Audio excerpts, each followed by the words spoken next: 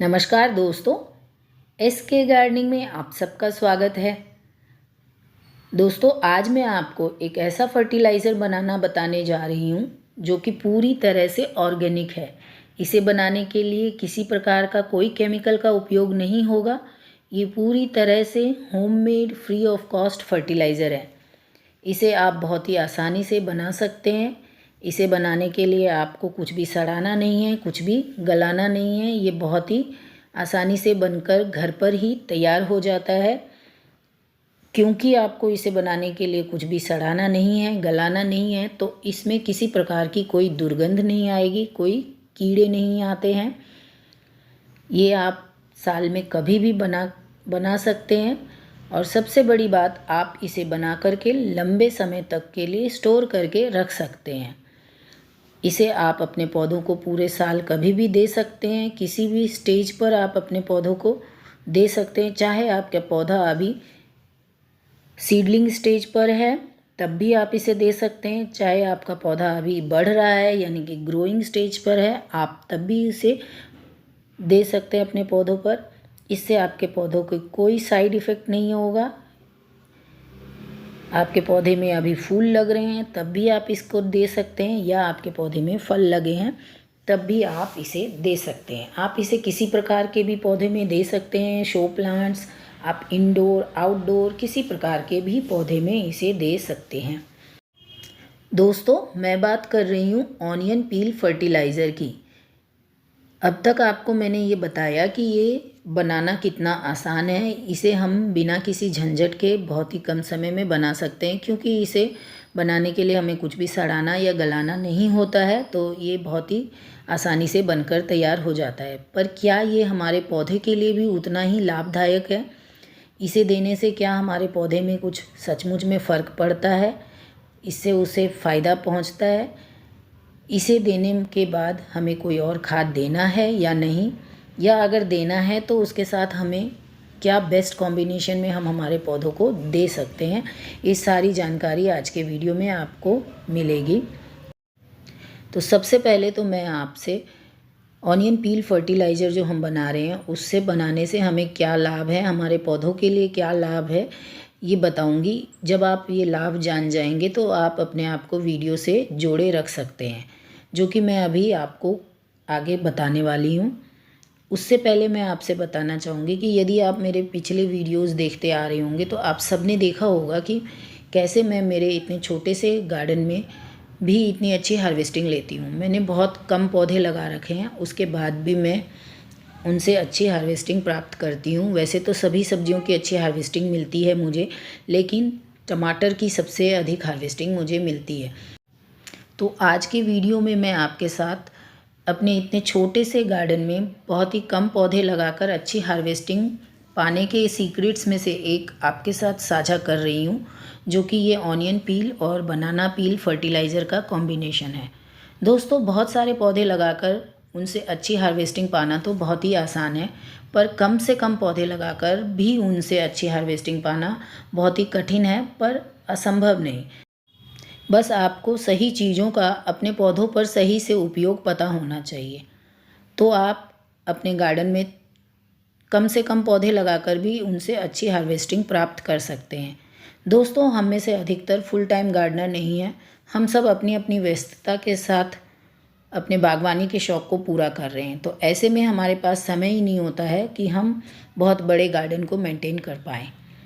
तो मेरा प्रयास हमेशा वीडियो के माध्यम से आपको यही बताने का रहता है कि कैसे आप कम से कम पौधे लगाकर भी उनसे अपनी आवश्यकता की अधिक से अधिक पूर्ति कर सकते हैं। दोस्तों, अब हम वीडियो में आगे बढ़ें उससे पहले आप सबसे एक निवेदन है कि यदि आपको वीडियो इन्फॉर्मेटिव लगे या थोड़ा भी पसंद आए तो वीडियो को लाइक, कमेंट, शेयर कर दीजिए। गार्डन से रिलेटेड आप कुछ भी जानना चाहते हैं तो आप मुझे कमेंट करके पूछ सकते हैं। और यदि आप चैनल पर पहली बार आए हैं तो मेरे चैनल को सब्सक्राइब तो कर ही लीजिए। तो चलिए अब हम बात करते हैं ऑनियन पील फर्टिलाइज़र बनाने से आपको क्या लाभ है, मतलब कि प्याज के छिलकों के खाद से हमें क्या लाभ होता है, क्यों हमें ये बनाना चाहिए। तो सबसे पहला कारण तो यही है कि ये हमें बिल्कुल फ्री ऑफ कॉस्ट मिल जाते हैं। इसके लिए हमें कुछ भी पैसे खर्च नहीं करने पड़ते हैं। जब हम प्याज़ों को छिलते हैं तो उनसे जो छिलके निकलते हैं उन्हें या तो हम डस्टबिन में फेंक देते हैं या फिर हम किचन वेस्ट कंपोस्ट बनाने में यूज़ करते हैं। और किचन वेस्ट कंपोस्ट बनाना एक लंबा प्रोसेस है। किचन वेस्ट से आप बहुत ही बढ़िया कंपोस्ट कैसे बना सकते हैं, इस पर भी मैंने वीडियो बना रखा है, आप मेरे चैनल पर जाकर के चेक कर सकते हैं। और दूसरा कारण है इसकी उपलब्धता। ये हमारे घरों में हमेशा उपलब्ध रहता है, जिस कारण से हम प्याज के छिलकों का खाद बना रहे हैं। तीसरा कारण जो है जिसके कारण हम प्याज के छिलकों का कंपोस्ट बना रहे हैं वो ये है कि हम हमारे रसोई से निकलने वाले वेस्ट में कमी करते हैं, हम उसका प्रॉपर यूटिलाइजेशन कर रहे हैं। किचन वेस्ट कंपोस्ट में भी आप प्याज के छिलकों का उपयोग कर सकते हैं, लेकिन वो एक लंबा मेथड है और उसे समय लगता है। लेकिन इससे हम इंस्टेंट टॉनिक बना सकते हैं और हमारे पौधों को दे सकते हैं। हम बहुत सारे पौधों के लिए टॉनिक्स ढूंढते रहते हैं और ऑनलाइन बहुत महंगे महंगे मिलते हैं, लेकिन आप इसका बिल्कुल फ्री में बना करके उपयोग कर सकते हैं अपने पौधे पे और ये बहुत ही इफ़ेक्टिव होता है आपके पौधे पे। चौथी जो बात है, ये बिल्कुल इको फ्रेंडली होता है, क्योंकि इसे हम जब हमारी मिट्टी में यूज़ करते हैं तो हमारी मिट्टी और पौधे दोनों के लिए ये फ़ायदेमंद होता है। ये मिट्टी की उर्वरक क्षमता को बढ़ाता है, ये मिट्टी को रिचार्ज करता है, पावरफुल बनाता है। अब हम बात करते हैं कि प्याज के छिलके में ऐसा होता क्या है जो ये हमारे सभी पौधों के लिए लाभदायक होता है। देखिए, हमारे पौधों के लिए सबसे जो आवश्यक चीज़ें होती है वो NPK यानी कि नाइट्रोजन, फॉस्फोरस और पोटेशियम। तो प्याज के छिलकों में एज सच नाइट्रोजन तो नहीं होता है, लेकिन पोटेशियम होता है, थोड़ा सा फॉस्फोरस भी होता है, जो कि हमारे पौधों में चमक लाते हैं, फल के साइज़ और पौधों की फ्रूटिंग की कैपेसिटी को बहुत बढ़ाता है। तो इसलिए हमें प्याज के छिलकों से इस तरह के पावरफुल टॉनिक अवश्य बनाना चाहिए। प्याज के छिलकों में सल्फ़र की मात्रा प्रचुर होती है, जिसके कारण से जब हम प्याज काटते हैं तो ये सल्फ़रिक एसिड का निर्माण करती है और हमारे आँखों में आंसू आता है। सल्फ़र हमारे पौधों में फोटोसिंथेसिस की प्रक्रिया को बहुत स्ट्रॉन्ग करता है, इससे पौधों में फोटोसिंथेसिस बहुत अच्छे से होता है। इसलिए हमारे हरे पत्तेदार सब्जियों में प्याज के छिलकों से बनी खाद का उपयोग अवश्य करना चाहिए। तो चलिए अब हम जानते हैं कि प्याज के छिलकों की खाद कैसे बनाएं। इसके लिए सबसे पहले आप प्याज के छिलके ले लीजिए और इस तरह का कोई भी कंटेनर ले लीजिए। आवश्यक नहीं है कि आप एयर टाइट कंटेनर ही लें, आप किसी प्रकार का भी कंटेनर ले सकते हैं। मैं यहाँ पर ये बॉटल ले रही हूँ, मेरे पास अभी ये बॉटल है। आप प्लास्टिक की बाल्टी ले सकते हैं, कोई भी बॉटल ले सकते हैं, एयर टाइट ज़रूरी नहीं है। बस आपको कोई भी बर्तन ले लेना है और उसमें आप इस तरह से प्याज के छिलके पूरा भर लीजिए।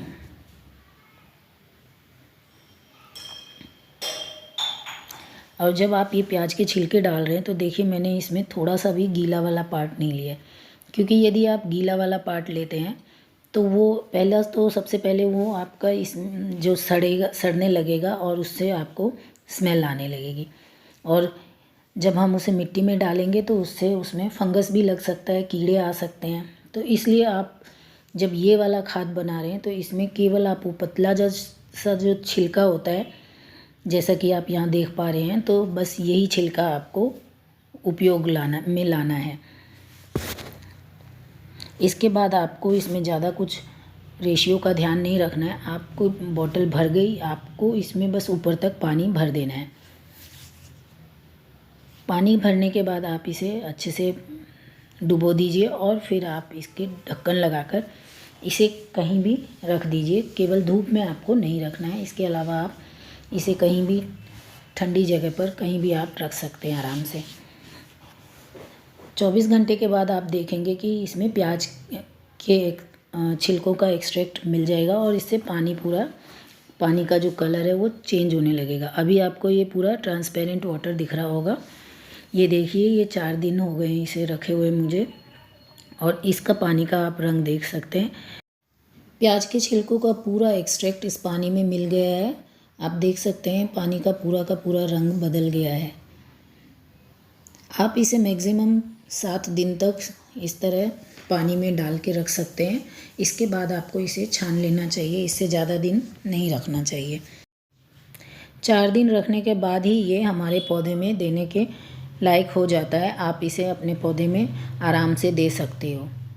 इसे आप अब किसी भी छन्नी की सहायता से इस तरह से छान लीजिए। आपको इसे किसी बर्तन में पूरी तरह से छान लेना है। अभी मैं इसे छान ले रही हूँ, आपको दिखाती हूँ मैं उसके बाद क्या करना है।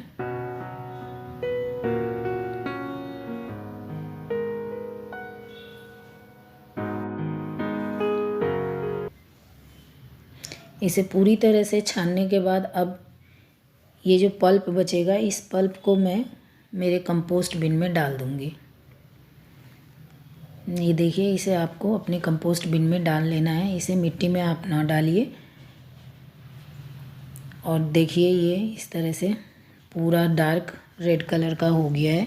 यदि आपको सीडलिंग में इसे डालना है तो आप इसे 1 दिन के बाद भी यूज़ कर सकते हैं। यानी कि आपने 1 दिन प्याज के छिलकों को पानी में रखा है, उसी पानी को आप अपने सीडलिंग में डाल सकते हैं।